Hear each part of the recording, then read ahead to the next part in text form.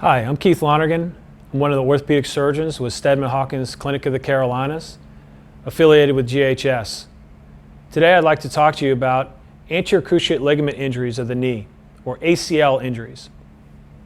Oftentimes, we see patients in the office that have knee pain. It also can be in conjunction with knee instability or giving way of the knee. These may be indicators that the ACL is torn. The ACL is a ligament that provides stability to the knee. Oftentimes it can be torn in an athletic event or a traumatic injury, such as slipping in the bathroom, or in more high velocity injuries, such as a motorcycle accident or a car accident. More often than not, the ACL is torn in an athletic event. It's torn as the knee twists, and the patient oftentimes feels a pop followed by an inability to continue that recreational activity. The knee will often swell rapidly within a couple of hours, and the knee will feel stiff and tight.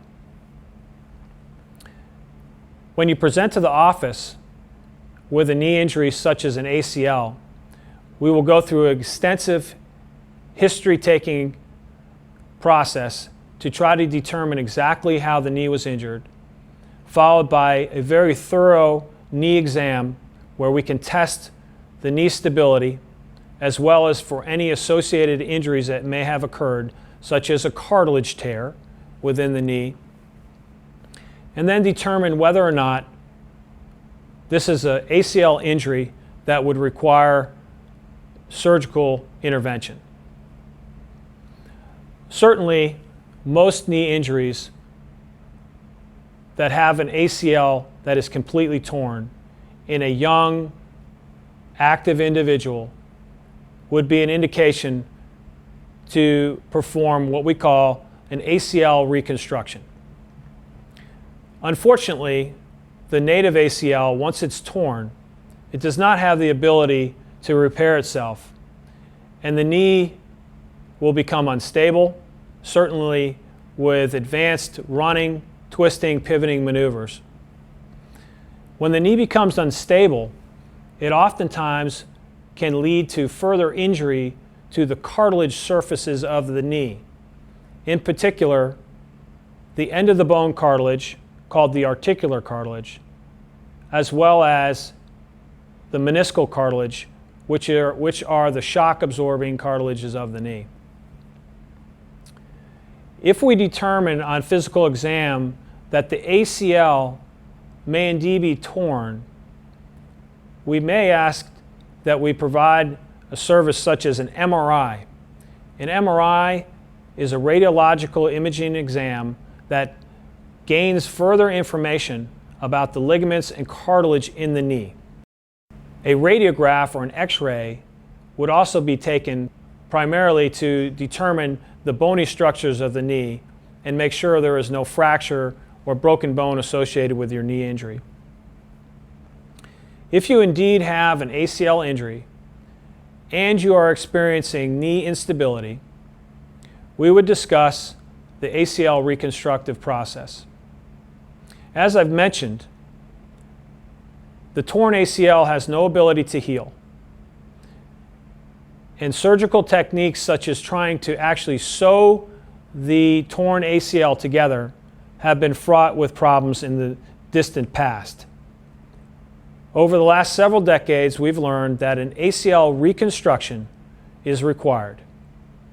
The reconstruction is done by taking new tissue, either from your knee or from a donor, to provide a new ACL ligament.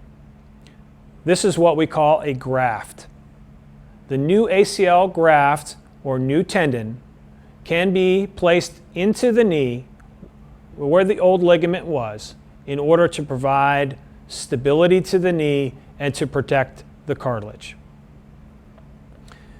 Primarily, the tendons that are used for ACL reconstruction can be found around the knee in the area where we are making the incisions to put the new ACL.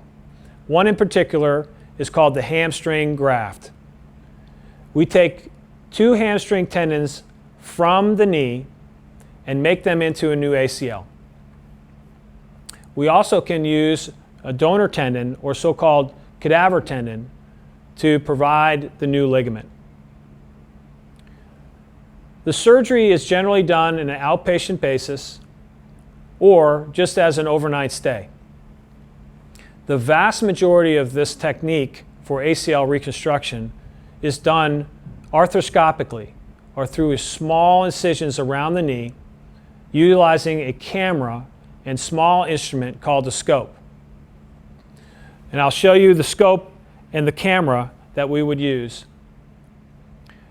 We can place this in the knee joint as well as work through other small incisions called portals to remove the damaged ACL and provide access and visualization for placement of the new ligament.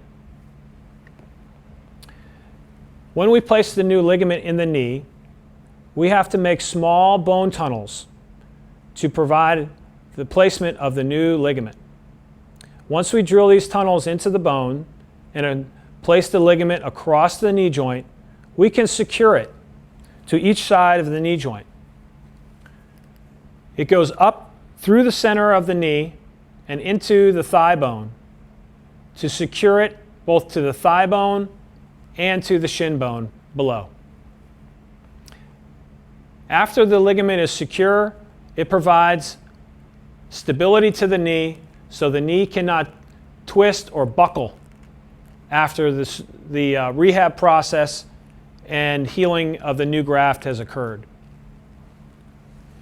After your ACL reconstruction, you will most likely be placed into a physical therapy regimen the next day.